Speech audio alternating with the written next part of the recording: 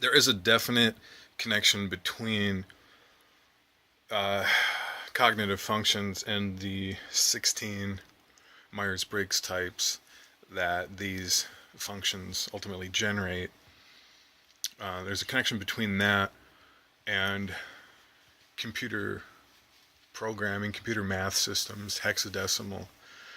Um, so as more people come forward from all the 16 types and sort of confess their type, as people who deal with Myers-Briggs, we can get a system, and without even going outside of ourselves and doing things like asking other people to take the test, we can get a sort of sense for how the types work, and we'll look out and just see them. Oh, that's an ISFJ, that's an INFP, that's an INTP, that's an ESTP. We will start looking at the world totally that way. Now, there's a difference between, and I want to point this out, there's a difference between seeing somebody, and I like the word construal here, using a construal of somebody as a certain type, and there's a difference between that and the person owning up to that type. So I can look at somebody and say, that's an ESTP. There's a difference between that and that person having looked into the theory and actually owning it. Now, there are a few factors to this. One of them is the person agreeing. So you can suggest their typing. Say I see like a hypothetical ESTP. I tell them you're an ESTP. And I can even say things like, well, a lot of ESTPs are probably not going to be super enthusiastic about jumping into a system like this because it's too technical and they don't need to do that. But there have been some ESTPs who have definitely looked into this system, most famously DJ R&D, God bless his soul. There are three types, and I'm making logical categories here. There are three types of construals on an ESTP that I can make. Hypothetical ESTP. One is just a mere construal without any consent from them, any typological consent, just a mere construal. Me looking at a person and going, that's an ESTP. Either having the intuition about it right away or something that will stick over time. There's a difference between spot typing and spot typing that really sticks. And by spot typing, I mean looking at somebody and knowing their type right away. And then knowing somebody after that initial knowing their type and having it actually stick. Yeah, my first reading was right again and again and again. I can't, I can try to go outside and test other ideas, but ultimately I came back to the same spot typing, whatever it's based on, intuition or some sort of it's hard to tell. It's a judgment. It's a TI judgment. All right, so the three types. One is the hypothetical type. Two is they've looked into the theory enough to say, well, I guess, I accept the type. Sure, that's my type. It's sort of the pop psychology typing. Like the first typing you have for yourself, even if you're starting out, like mistypes happen all the time. The third one is somebody who really identifies with the type. And when you have somebody who really identifies with their type, there's always going to be a certain amount of acting. So you can look at Enneagram styles to get a better understanding of who's more likely to act things and who's more likely to be just straight up about them. So like a 3 might really act a certain role. They could act a type that they're not. INFJs can act types that they're not, but 3s can do this as well. And I've wondered about what the real connection between those two things is. It makes all INFJs seem 3-ish in that sense. Whereas Enneagram 8s are all on the surface. They're one level. The ego is right out there. You can tell what they are, what they want, and they're not really playing at anything. Of course, they have their own perceptions of reality that tune what they're doing, but they're not just going to play at something for the image. So, in that third kind of person, it's not just their typing, but how willing they are to play that game. And one thing about Myers-Briggs is it does get more popular over time because the idea totally evolves. It's like an open source idea. It's a science. You know, it really is a science. So like there's a lot of people who are skeptical of Myers-Briggs because it's not based on science. But what science really, what people are really saying is there's no experts that they trust. Because when some people talk about science, they're talking about, I'm talking about physical science. When some people are talking about science, they're talking about having people like Stephen Hawking and experts that they can trust. They're not actually doing the science themselves. They just want to rely on science. That's where science becomes religion, and that's okay. And Myers-Briggs is a science too. It makes up categories. It's all the thinker and the prover. It makes up categories and then it finds them in the world. One thing about having 16 types is it does align it with hexadecimal. It is more like computer programming. It is transhuman in a way. So to not only study Myers-Briggs and to understand the typing and the divisions between the type, understanding the logical categories and then finding them in the world, you are a part of converting humanity to transhumanism. And it's a warning. If you don't like that idea, you should go no further. But if you do like that idea, it's quite interesting. I don't know what all the consequences are. I can envision some of them. Some of them really scare me, but other ones seem very exciting. It's exciting to be a part of something that, just a part of thinking about shit that really makes it seem like you're unlocking a lot of doors. Taking a Myers-Briggs test and getting a 4-letter type is pop psychology, but getting into Socionics study is more like an occult science when you start really unlocking things in your own mind and unlocking things in other people.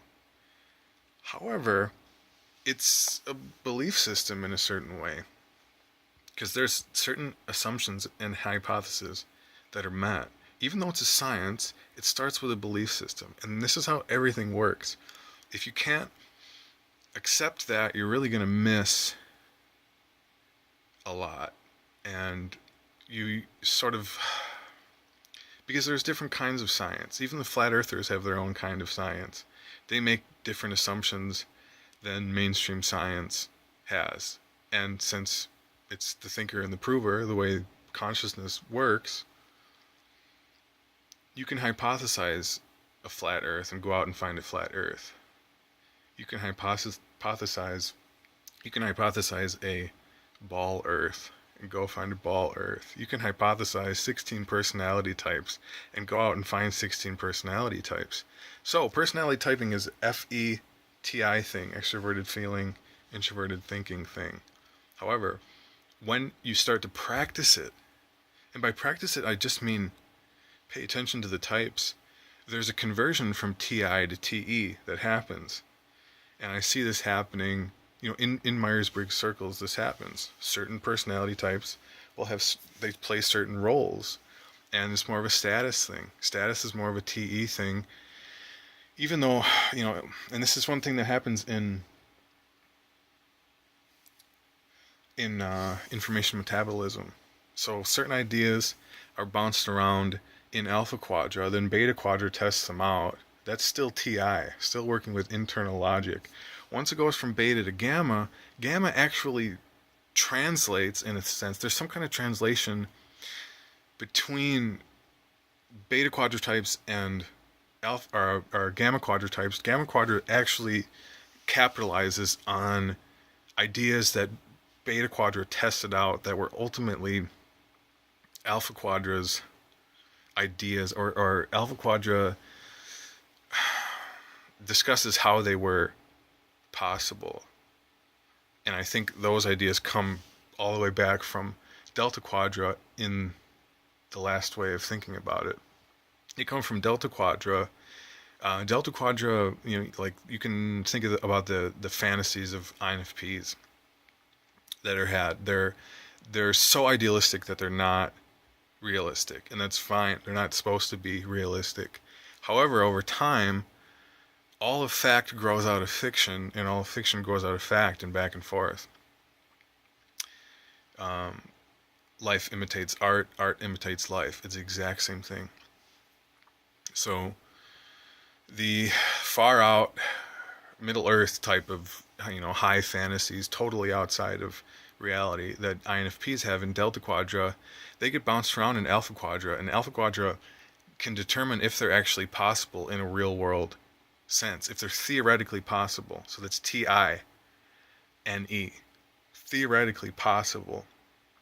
Now those get down to beta, and beta actually tests things. So it's still TI. They're working with theoretical things, but they're making them real world. That's NI, moving into SE. Making theoretical concepts possible. After that happens, beta quadra really determines not what can work, but what does. That's going from NE to NI. NE is what can work, it's about maybes, but NI is about a singular vision that actually makes things work. And then once those things work, it can be, I see it as like gamma quadra sees that and then capitalizes on it. I think there's an amount of, especially in ENTJs and INTJs in gamma quadra, of looking for things that work in the real world that other people are doing that haven't been capitalized on yet. At least it's what I hope they're doing, because I've been relying on them to do that. So between beta and gamma, there's a translation of TI to TE, which is a translation from internal logic, which is theoretical, and it's actually manifesting into TE, which is more related to status and external facts. So, and it's a really interesting thing. Whether you say Carl Jung is an INTP or an INFJ, he was either theoretically pointing out things from alpha quadra or testing things in beta quadra, whichever way you want to look at it. Point is, he was working with TI-FE before it was where I think it is now, being translated into actual status. So you can look at a Socionics interrelational chart, and I've tested this out to see if these things actually work in real life. And many of the logical prescriptions for certain kinds of relationships, like supervisor relationships in Socionics and beneficiary, it makes a lot of sense. Does it make exact sense? No, because the map is not the territory. However, the map can be used as the territory, before you have seen the territory at all. It's nice to have a map. I have maps all over the place. There's China. So I can, I looked at this map of China before I ever went to China. And in a certain sense, I never knew what China was until I saw the map. I could see pictures of it, but it really helps me to know exactly where things are. And just like I can pinpoint, here's Shanghai and Hong Kong and Beijing, and these are different places you can go. There are different places in the mind that you can go, and there's different places in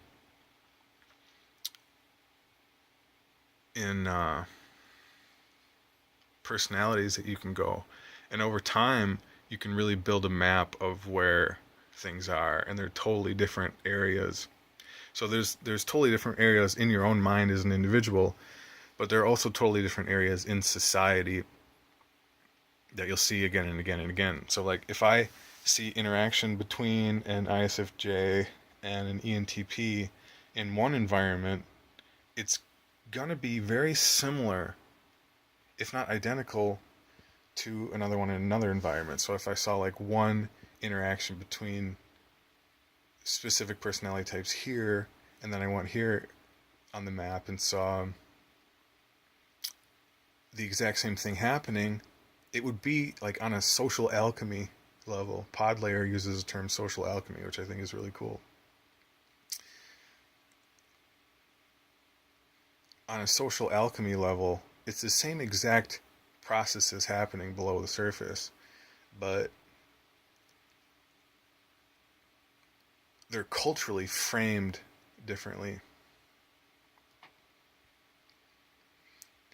So it's like having the same two skeletons walking around with two different dresses on, two different costumes on, but under the surface they're the same. And this is one thing that's really interesting about seeing things in 16 types is, yes, the map is not the territory. The types, in a certain sense, do not actually exist. However, it really looks like it, especially, if you take this theory into mind and then you go out in the world and test the hell out of it, you'll see it. It's the thinker and the prover. If you have a head full of cognitive function theory and 16 type theory, if you got a head full of that and then go into the world, you'll see it. And for me, it's totally unlocked so many things. And I think certain things have been treacherous because I have certain strong ambitions in certain parts of my life, and taking type theory into these places has been, because ultimately your typing of somebody is a construal, which is why people talk about it being unethical to type other people. However, there are certain types. There's certain people on YouTube that will make videos talking about how they interact with tons of these people, and I very much doubt that they actually went up to these people and gave them the test, or that they went up to these people, or they're just talking about people who agree to the type, who agree to the title. They're not, and the way I type isn't like that either. I can't ask everybody to, like outside of typological communities, I can't ask people to type, especially if I go into a situation that's like, I know this dynamic before. I know that person.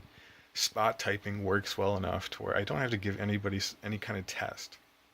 The test is me, and I think, anybody who has done this for long enough, especially certain personality types, will be good at spot typing, which pretty much just means really good at using the map to find things that I suspect would hold up in a objective sense. And by an objective sense, all I mean is it works in conversation, because that's all objectivity is reality that we all agree on.